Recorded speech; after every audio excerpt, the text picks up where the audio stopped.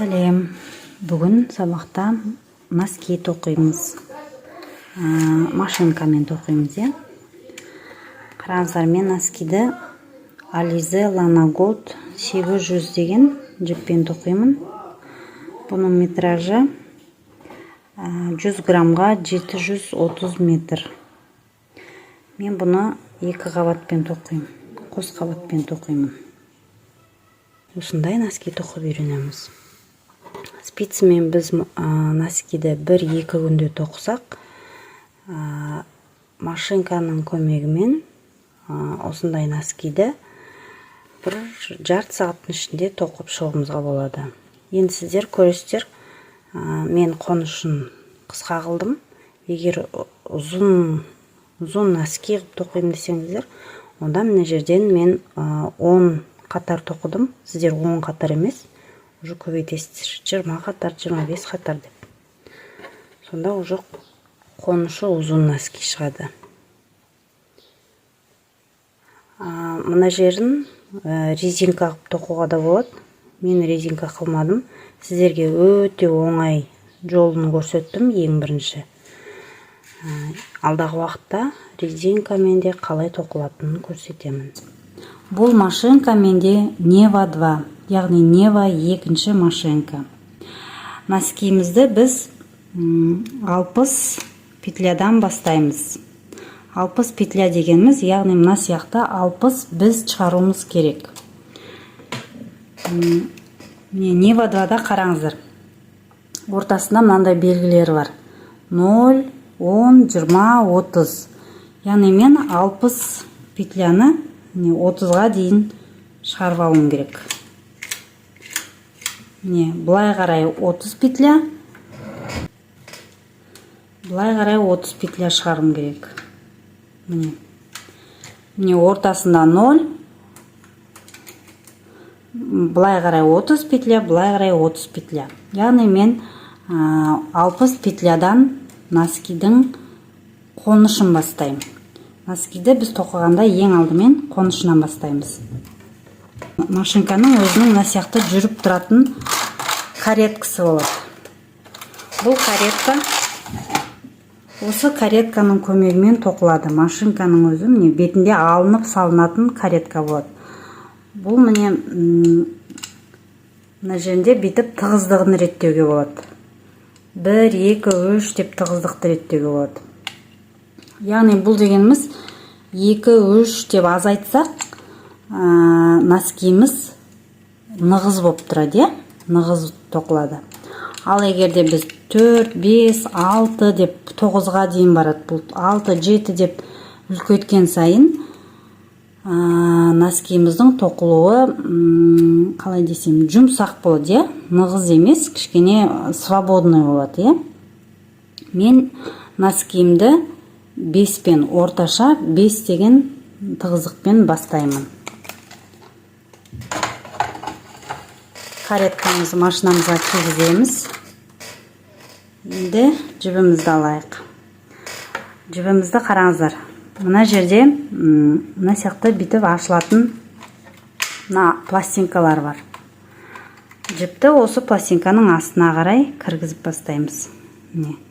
Бүйтіп айландырамыз. Жіпті бір-бір бізге үстіп айландырып бастаймыз. Мен жібім қос қабатпен тоқыдым.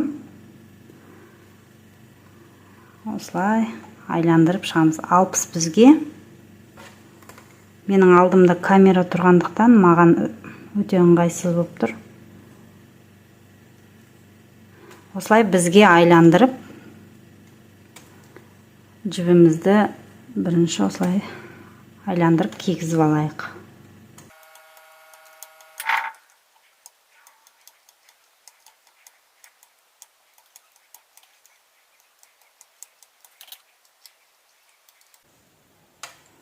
Міне жібімізді айландырып бізімізге кигізіп шықтық. Енді бізді кішкене ортаға ғана қарай итереміз. Тоқылған кезде ол осылай ортада тұру керек.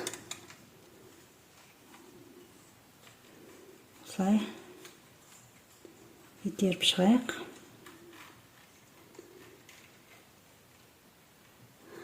Енді қараймыз, мына иненің барлығы ашық тұру керек. Бастары, міне сіздерге көріне ма? Мына иненің басында міне кішкентай осындай ілмек бар. Сол ілмектерді барлығы ашық тұру керек. Кішкентай ілмек бар. Осы ілмектің бәрі ашық тұру керек. Егер бұл жабық тұрса, петлямыз тоқылмай қалады. Енді мына жібімізді осы біздің үстіне қоямыз.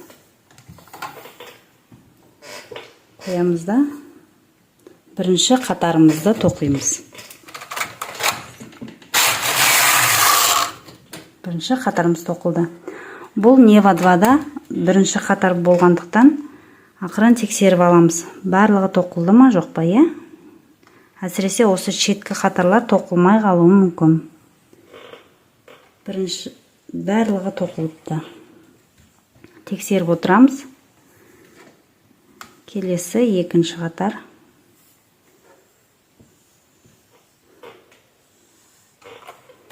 Екінші қатар. Екінші қатар жақсы тоқылды. Осылай енді жіпті біздің үстіне қоя отырып, біз 20 қатар тоқып шығайық. Бұл 2 қатар болды, енді 18 қатар тоқимыз. Міне 20 қатарымызды тоқып болдық.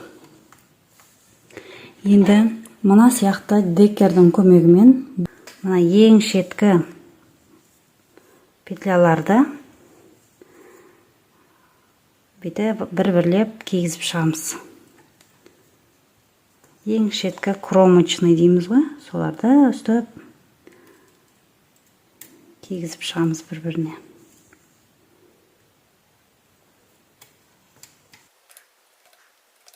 Міне барлық петляларға жіпті кигізіп шықтым. Кареткамды 6-ға қоямын.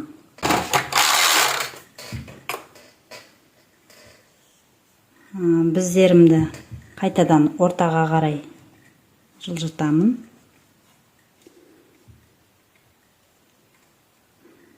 Мына жіптерді бүйтіп ақырындап ішіне кіргізіп жіберейік. И мына бізімізді ортаға бүйтіп итереміз. Бұл егер бізіміз алдыда тұрса осылай, бұл тоқылмайды. Инеміздің барлығы ашық тұрма тексеріп шығамыз. Енді жібімізді инеміздің үстіне қоямыз да бір қатарын тоқып шығайық. Міне, бір қатары тоқылды. Бұл біздің носкиміздің қонышы болады. Енді қонышы сәл кішкене өте ұзын емес, сәл ғана ұзындау болу үшін мен бір тағыда тура осылай 10 қатар тоқып шығамын. 10 қатар тоқыңыздар.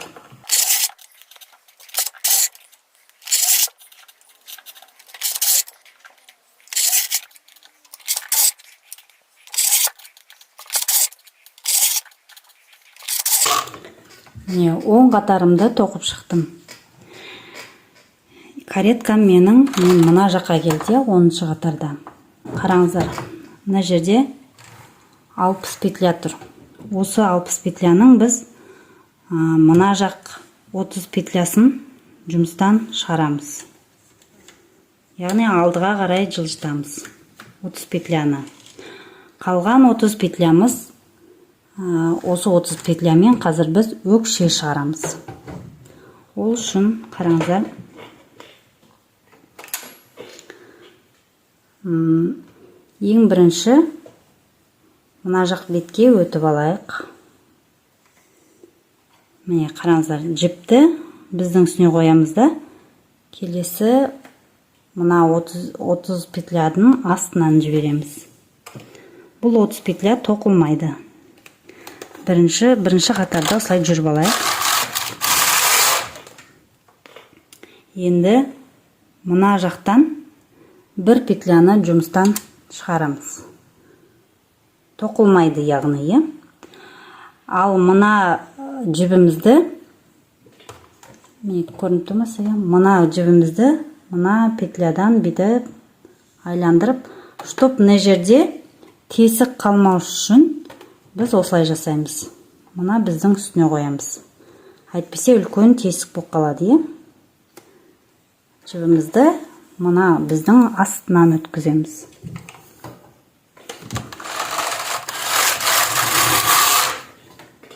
Келесі енді мына жақтан бір бізді шығарамыз.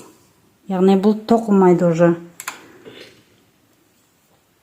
Жібімізді мына біздің үстінен өткіземіз. Міне. Болды, енді осылай тоқи береміз. Бір бізден шығарып отырамыз. Мына жақтан бір біз шығарамыз.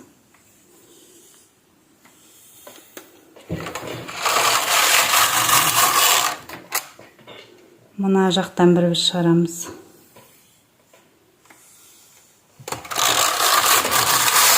Осылай екі жақтан бір бізден шығарып тоқи береміз.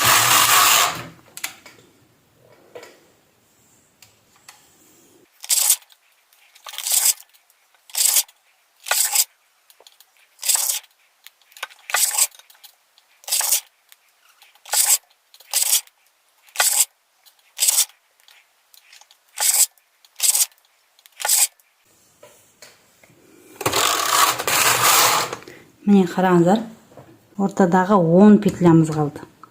Енді қайтадан, наоборот, енді біз қайтадан бүйтіп бір петлядан көбейтеміз. Қосып отырамыз.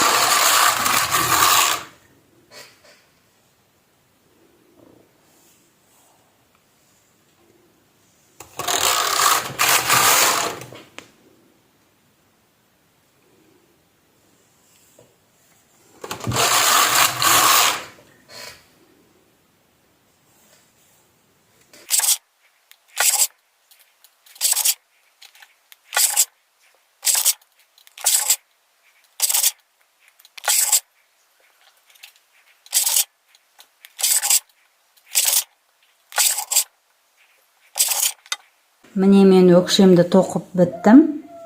Қарасаңыздар, міне жерден бұлай міне өкше шықты. Өкше шықты.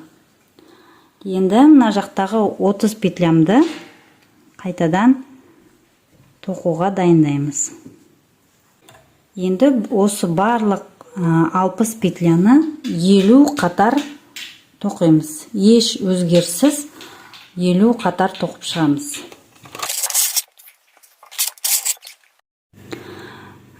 50 қатарымды тоқып болдым.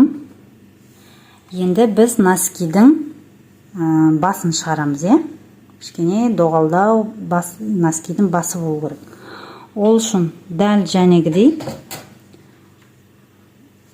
ана сол жақтағы 30 петляны тағы да жұмыстан шығарамын. Мына жақтағы 30 петлямен жұмыс істейміз. Дәл жәнегідей өкшені қалай шығардық, тура солай носкидің басын шығарамыз.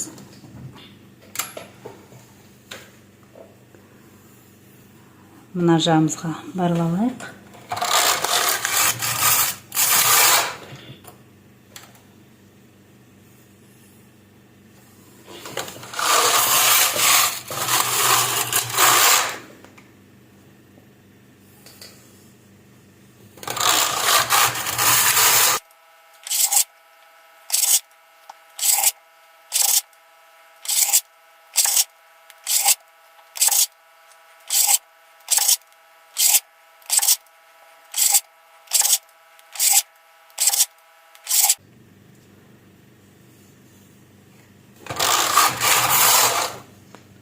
Ортадағы 10 петлям қалды. Енді қайтадан бір-бірлеп, екі жағынан бір-бірлеп безімізді, инемізді қайтадан орнына апарамыз.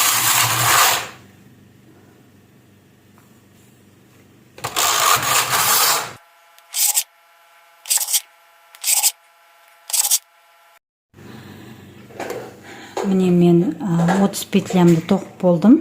Енді мына жақтағы петлялардың барлығын осылай ортаға тоқуға дайындаймыз.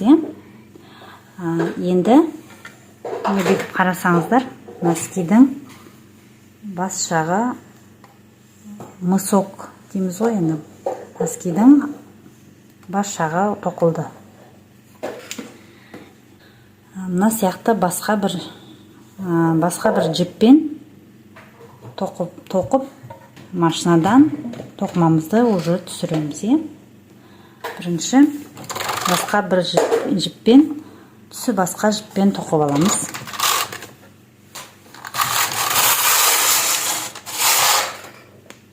Бір 3-4 қатар жүрсеңіздер жеткілікті.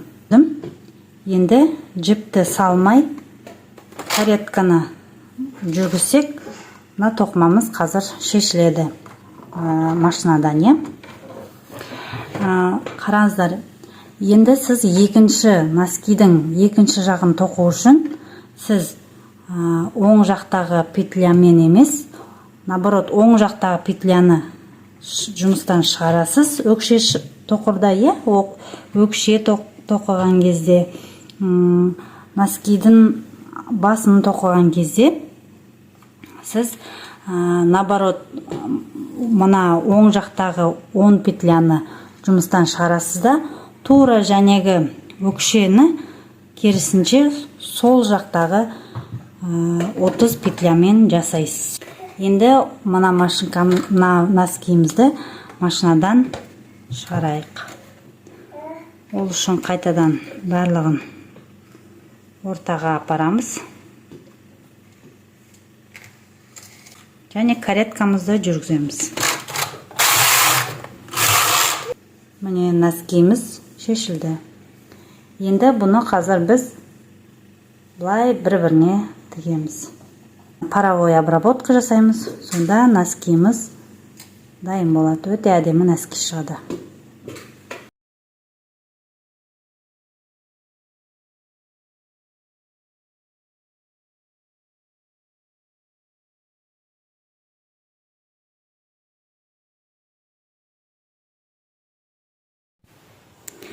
Мен тоқыған қызыл жібімді сөйтіп алып тастадым.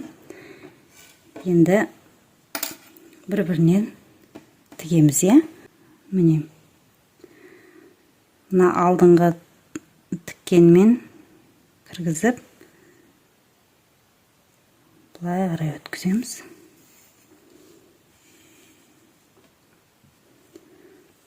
Ақырында байқап тікпесеңіздер, мына тоқылған сөгітіліп кетуі мүмкін.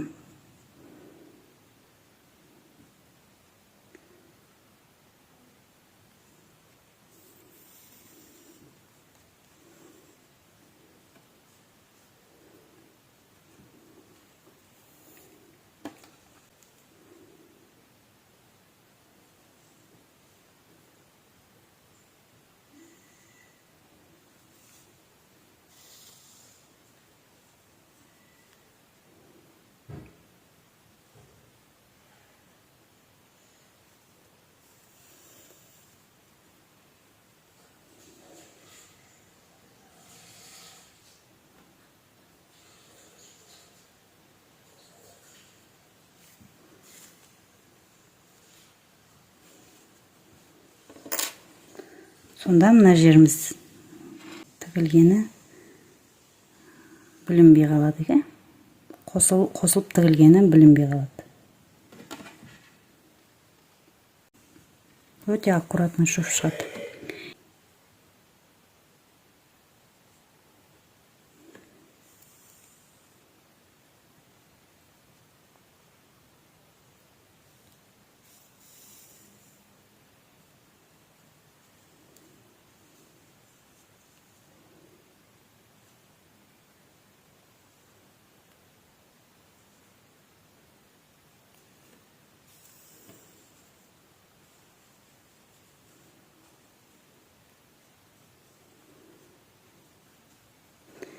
тоқыған кезде бұл жерден аласыздар, иә. Міне, жіпті былай аласыздар. Мына артық жіптерді кейін крючоктың көмегімен тыға саламыз.